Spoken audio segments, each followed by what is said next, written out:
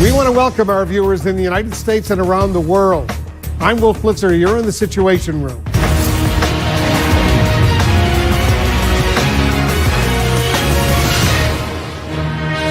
This is CNN Breaking News. We're following breaking news on President Trump trying to use the powers of his office to get his way on his border wall.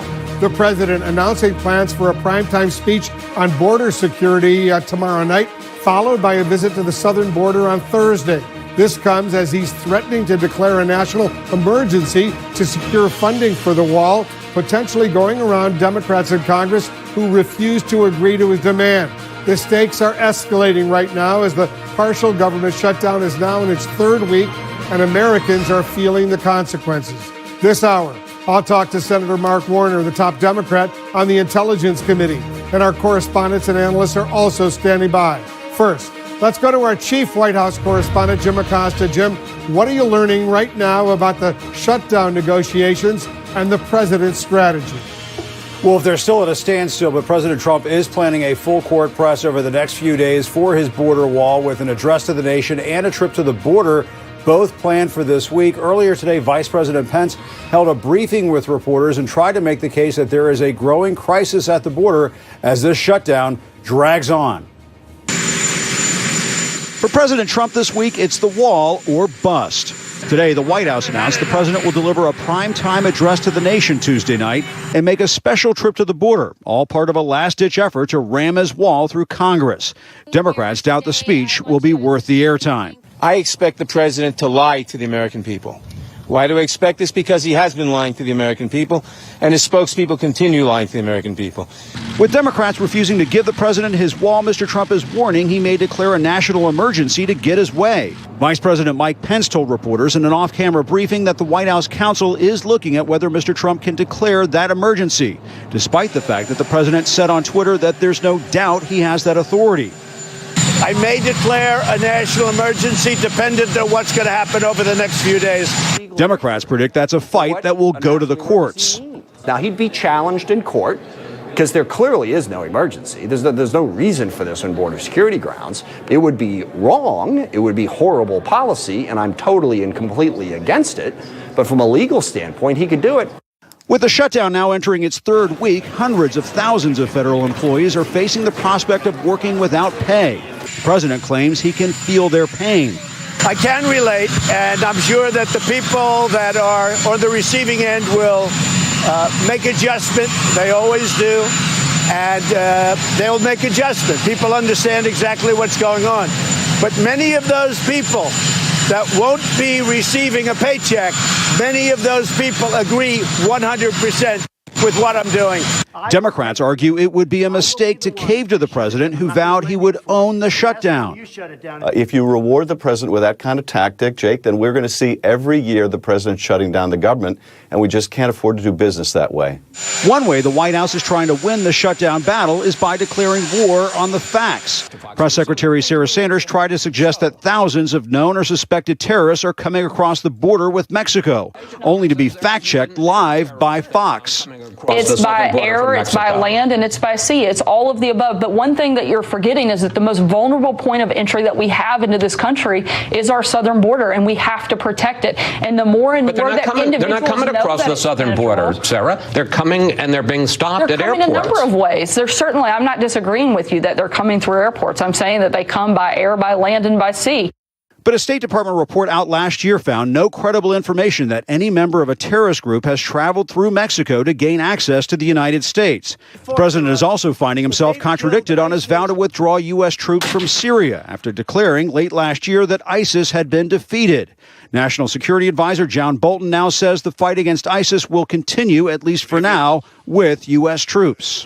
We're going to be discussing the president's decision to withdraw, but to do so from northeast Syria in a way that makes sure that ISIS is defeated and is not able to revive itself and become a threat again.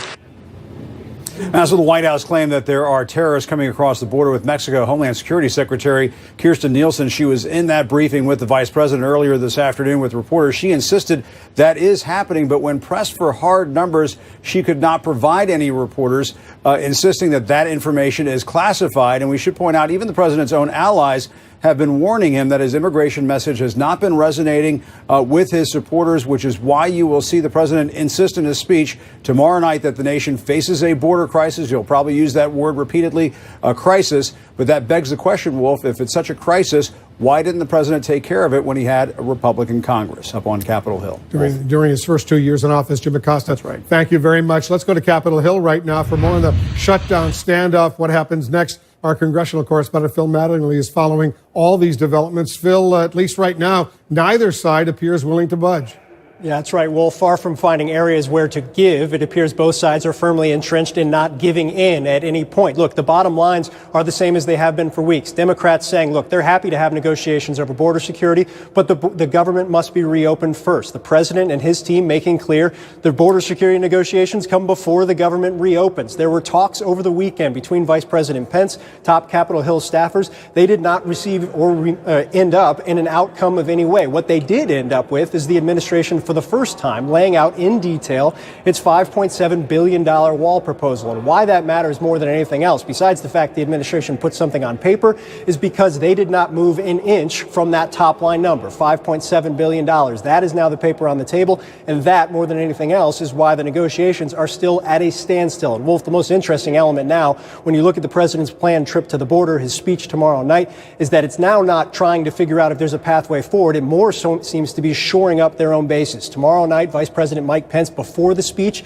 is expected to come up to Capitol Hill with the Department of Homeland Security Secretary Kirstjen Nielsen to talk to House Republicans. On Wednesday, supposed to do the same with Senate Republicans. The reason, Capitol Hill aides tell me, they want to ensure Republicans stay with them, stay in line throughout the course of this fight as it moves into its third week. Over on the Democratic side, they have made clear their position and also that they want to move on their own efforts to reopen the government. In the House Democratic Speaker Nancy Pelosi is going to start moving individual funding bills for the shuttered agencies. In the Senate Democrats are considering not voting to move forward on any legislation until legislation to address the shutdown is considered.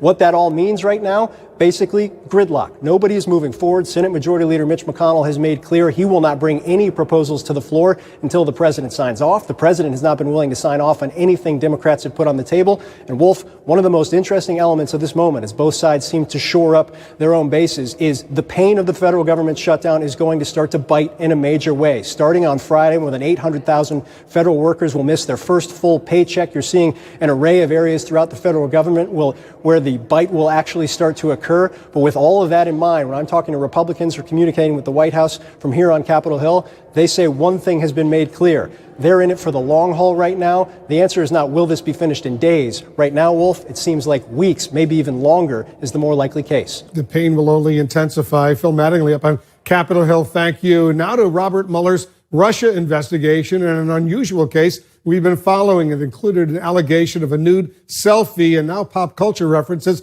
have also come up from Looney Tunes to Animal House. Let's bring in our senior justice correspondent, Evan Perez. It's a very serious case, but there have been these sensational claims and quotes. Yeah, Wolf, this is a Russian company that is part of, that has been charged with helping to essentially help the social media. The Russians use social media to interfere in the 2016 election. And one of the things that they've been doing is they've been arguing that they should get access to sensitive information that the U.S. government says that if they provide, will end up in the hands of the Kremlin. And so that's been the fight that has been behind the scenes. As you said, extremely serious matter. But in these court filings that this company has been using, essentially they've been bringing up a lot of pop culture references, including a reference to Casablanca. You mentioned the nude selfies, Animal House. And finally, the judge, Dabney Friedrich, who is a Trump appointee, by the way, she's had enough. And she said, you need to cut it out. You're undermining your own credibility with the court. And she told them that they should stop using these types of references in their court filings. As a result of this, Eric Dubelier, the lawyer who's been writing these court filings, says that now he has to go back to his client to determine whether or not he can continue to represent them because he believes now the court is biased against them. Interesting. And amidst all of this, there's a deadline later tonight for Paul Manafort, the former Trump campaign chairman, to respond to allegations that he lied while he was supposedly cooperating with federal authorities. Right, that's right. The filing will come sometime in the next few hours, Wolf, and we expect to hear whether or not Paul Manafort's lawyers plan to fight the government on these allegations that he lied during those 12 times that Manafort met with the Mueller investigators. You will remember that they had a cooperation agreement, and the government the Mueller team decided to blow it up, saying that Manafort repeatedly lied during those times that he was supposed to be cooperating. We're expecting to hear whether or not they plan to fight the government on this, and whether we're going to have essentially another mini trial to argue over these allegations. Now, the one possibility here is that the Manafort team could say, we dispute whether or not he lied. We believe that he did tell the truth, but we're not going to fight you on this because this makes no difference in his ultimate sentence. We'll see what they say in this court filing. Again, we expect it in the next couple of hours. In the meantime, Manafort sits in a federal prison. That's right. Awaiting all of this. Thanks very much, Evan, for that report. Joining us now, Democratic Senator Mark Warner, the Vice Chairman of the Senate Intelligence Committee. Senator, thanks so much for joining us. Thank you, Wolf. We have a lot to discuss on the shutdown. I know it affects a lot of Virginians. We'll get to that in a moment. But let me start with this Russia investigation. The federal judge in this case says Concord, this Russian troll farm, as this company is known, wants to share this information with Yevgeny Prigozhin, who's known as Putin's chef. What are your concerns if that happens? Well, my concerns are this individual, the Putin chef, is one of the oligarchs that, in a sense, Putin outsourced the responsibility for the intervention into our elections to this individual. He's got a catering company. He also set up and ran something called the Internet Research Agency out of St. Petersburg. That is where a lot of the Russian activity, the individuals who created the fake accounts, the individuals who targeted particularly African Americans, the individuals that literally touched over 150 million Americans with their fake accounts originated out. So I think the efforts of these lawyers are to basically try to find out how the American intelligence services, through these kind of inquiries, were able to get as much information, and how and why Mueller was able to get such great documentation on the illegality of the IRA and folks affiliated with that. Interesting points. The president's nominee, as you know, to oversee the Russia investigation, William Barr, he'll have his confirmation hearing for Attorney General of the United States next week. You've already said his nomination should be withdrawn due to a memo you wrote questioning the special counsel's investigation. How will you assess his confirmation hearing? Well, I think the one thing we've seen from the Trump administration is they want somebody in the Justice Department that will clamp down on the Mueller investigation. Rod Rosenstein has not done that, so Trump wants to put someone in who is loyal to him first. The acting Attorney General, Whitaker, obviously didn't pass the smell test. Now, unfortunately, Mr. Barr, who has got a good reputation, but it appears during the summer was putting forward these memos saying the president, in a sense, is above the law, almost soliciting for the Attorney General's position. And I feel that those kind of memos in this case, at this moment in time, disqualifies him. This will be up to the Judiciary Committee. I'm not on that committee to do the review, but I'm going to try to convince my colleagues that there should be someone else in that position, someone that will allow the Mueller investigation to go on unimpeded. Yeah, and if he's confirmed in the Senate, he clearly is not planning on recusing himself, as the former Attorney General did. Let's turn to the government shutdown, which affects so many people. The White House is asking now for what they call a steel barrier on the border, but they also want funding for other security measures and for humanitarian needs. Do you reject all of these requests or simply reject the barrier funding? Well, I'm all for additional smart border security, 21st century security, technology, drones, electronic fencing, whatever the experts say we need. What I'm not in favor of, though, is holding 800,000 federal employees hostage who won't get their paychecks come Friday, hundreds of thousands of contractors who, even when the government reopens, won't be reimbursed at all, literally thousands of businesses who are close to national parks who've missed weeks now of high tourist trade, and those parks where folks did go in, unfortunately without supervision, have been trashed, and the maintenance costs are going up dramatically. I'm worried about the fact that our Coast Guard, who's not been paid for weeks, are supposed to be interdicting, both undocumented immigrants and drugs and narcotics. I wonder how many folks, after they don't get paid on Friday, are going to come to work on Saturday. I wonder the same when we see TSA officials phoning in sick and record numbers because, again, they're frustrated. Reopen the government. At least let us vote on what the House passed so that we can have our say about reopening government. And this is a crisis that was manufactured by Mr. Trump. I think there is willingness to try to meet additional border security needs, but let's not do it with this ongoing threat of the government being shut down. Why is he playing with all these people's lives as political pawns on a political issue that, frankly, let us fight over, but don't hold these other folks hostage? Well, if some of those border security measures are necessary, why can't you reach a compromise? A lot of people are wondering what is going on with the federal government. Well, Wolf, I'm all for the $1.3 billion that we put forward last year. We even put forward $1.6 billion in an earlier assessment. We also had the assurance that actually Donald Trump would sign that legislation. That's why Leader McConnell brought it up. It passed. And then Donald Trump changed his mind. We then heard he sent up Mike Pence, and he had a separate offer. Donald Trump rejected his own vice president's offer. So we now have at least documentation for what Trump asks for. I think there can be a way to get to a increased border security, but let's not do that, in a sense, at the point of a gun when he's got that gun held against the economic future of not only the 800,000 federal employees, but a whole lot of other folks who depend on federal services. As you know, the president is planning a primetime Oval Office speech tomorrow night, a visit to the border on Thursday to hit home his message that this is a crisis. He's also considering declaring a national emergency, Senator, to build his wall, to use funds already appropriated by the Department of Defense for the U.S. military to build that wall. What's your reaction to that approach? Well, my reaction, first of all, in terms of a speech tomorrow night and a political visit to the border on the following day, means that he's not anxious to have this dispute be resolved. I mean, I was a governor. I had difficulties with my legislature. I'm a Democrat. I had a 2-to-1 Republican legislature.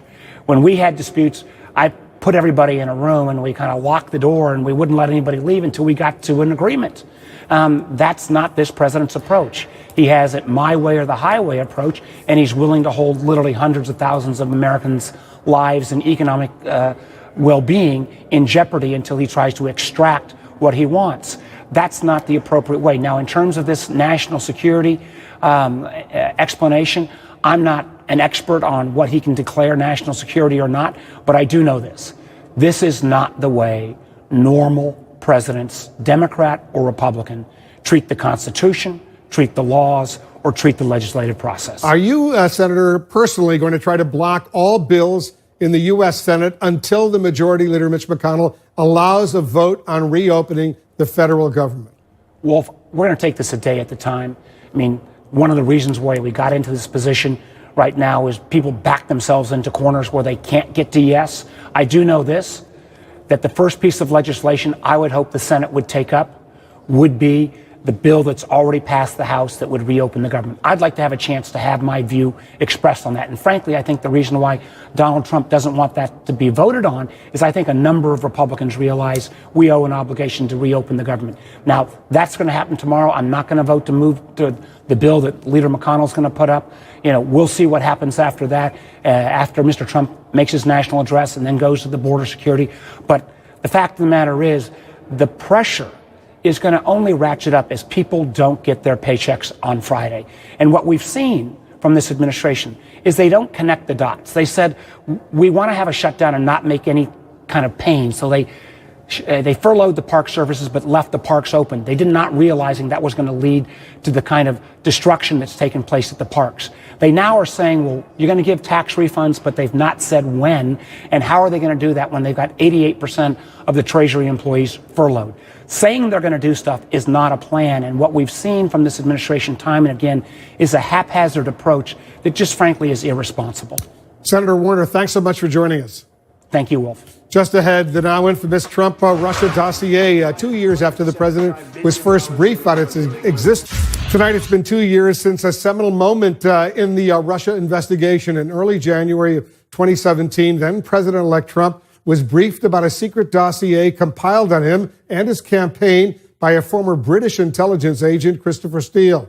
In the allegations, the Steele dossier, as it came to be called, the allegations remained a source of major controversy and deep concern to this very day. Our chief national security correspondent, Jim Sciutto, was among the first to report on the existence of the Steele dossier and the fact that intelligence chiefs briefed Mr. Trump about it. Jim, what more do we know about it now, 2 years later?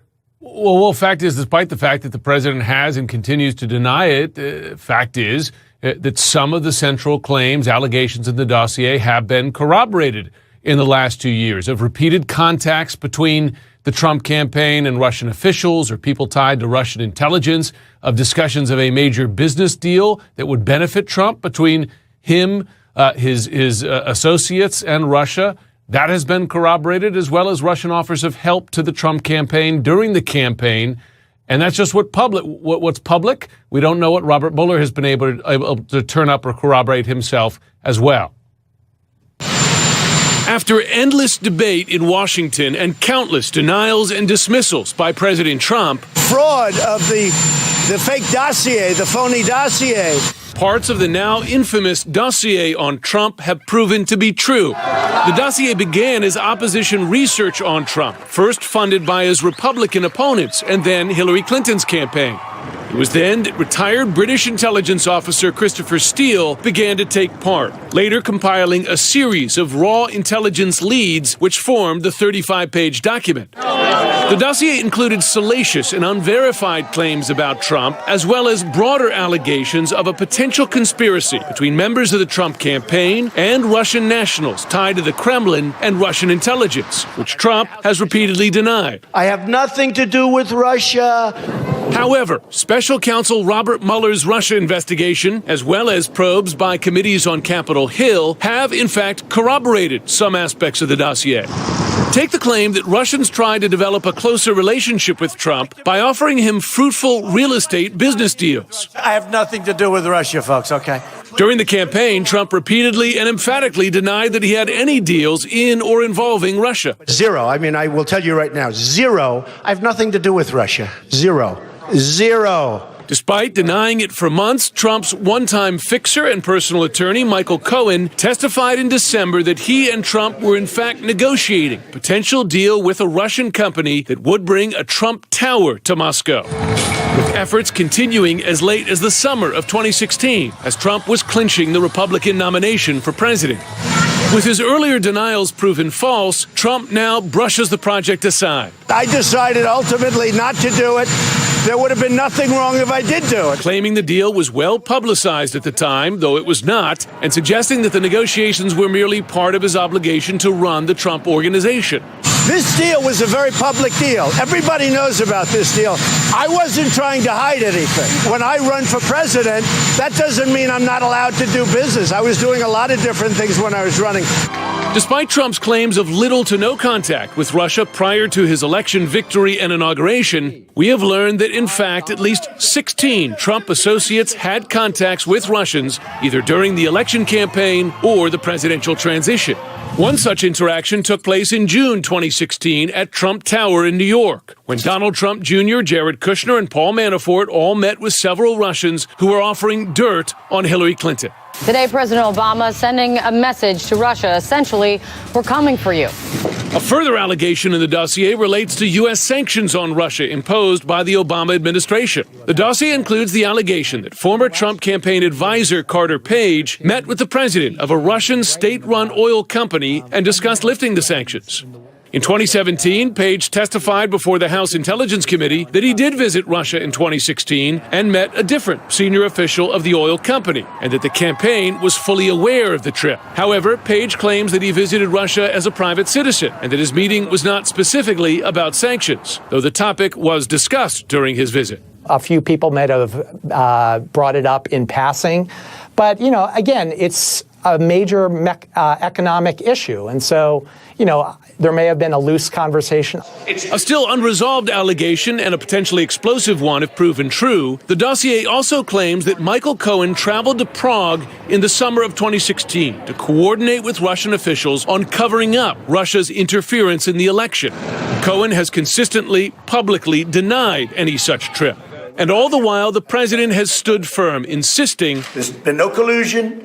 After 2 years, no collusion. Some of the dossier's other allegations remain uncorroborated, including the allegations that the Russian government has damaging, highly salacious material on President Trump, which the Kremlin could use as compromising material, kompromat in Russian. And I have to say, if they had it, it would have been out long ago. Throughout, President Trump has had one very public companion in his denials, Russian President Vladimir Putin.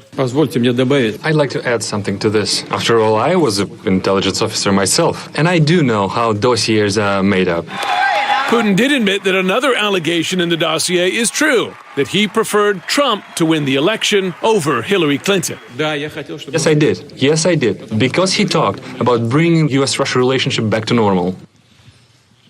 Soon after we reported that the U.S. intelligence officials had briefed Trump and President Obama on the dossier, we reported that U.S. intelligence had corroborated multiple contacts between the Trump campaign and Russia. At the time, not only did the White House deny it, it enlisted Republican lawmakers to call other news organizations to deny the story.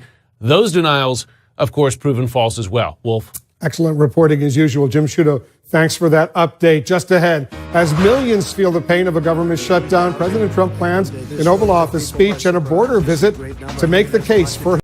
Tonight, we're learning more about the president's decision to deliver an Oval Office speech and visit the southern border. Moves Mr. Trump and the White House announced just a little while ago. With the government shutdown now in its third week, we're told advisors have warned the president that his arguments about border security and the need for a wall aren't resonating. Let's bring in our analyst and Gloria Borger. Clearly, the president feels he's got to do something, so he's going to deal with this. The tweets and sort of the off-the-cuff exchanges with reporters not working. It is not working. Look, a majority of people in the polls we're looking at blame the Republicans for the shutdown. More than 60% oppose the wall.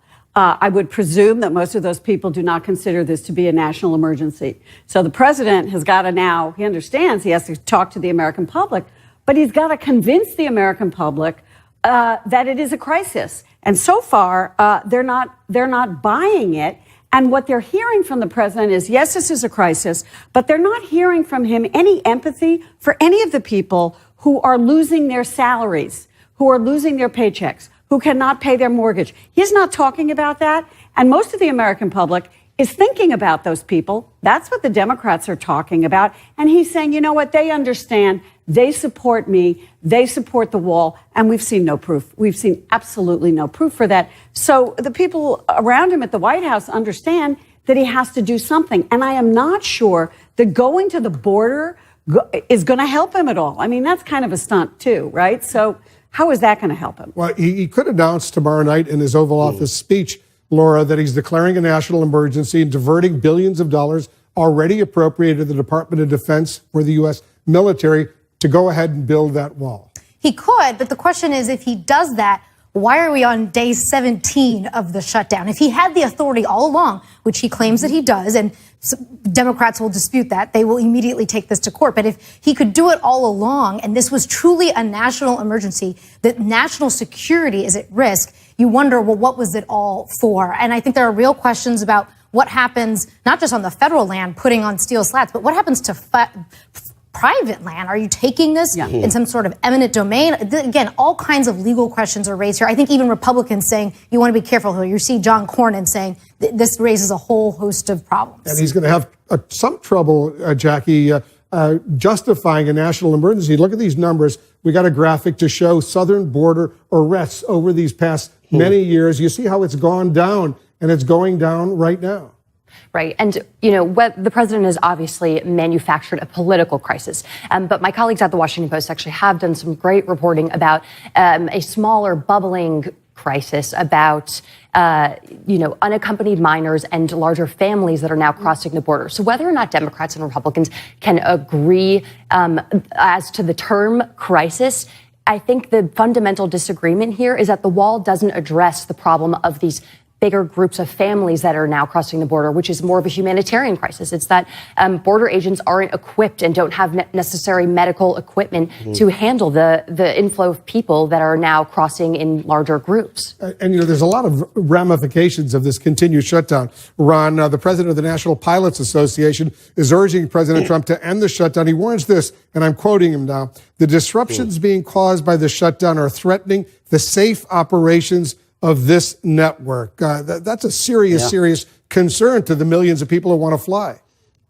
It is. I mean, you have ironies really on both sides of the ledger here. First, you have the impacts of the shutdown on genuine areas of national security. And first on that line are people worried about the air traffic control system, the TSA agents who are working without pay, the Coast Guard, but even more directly, the E-Verify system that is used to verify the legal status of new hires is down, a key element of the immigration enforcement machinery. The immigration court system is down. And all of this, on the other side of the ledger, toward, as we've been talking about, something that is very hard to portray as a crisis. The undocumented immigration population in the U.S., by the best estimate we have from the Pew Research Center, peaked in 2007. It's 1.5 million lower today than it was at the high point. And as you point out, the arrests at the border are about 1/5 of the level they were in 2000, somewhere between 50 and 60% of the level in 2008.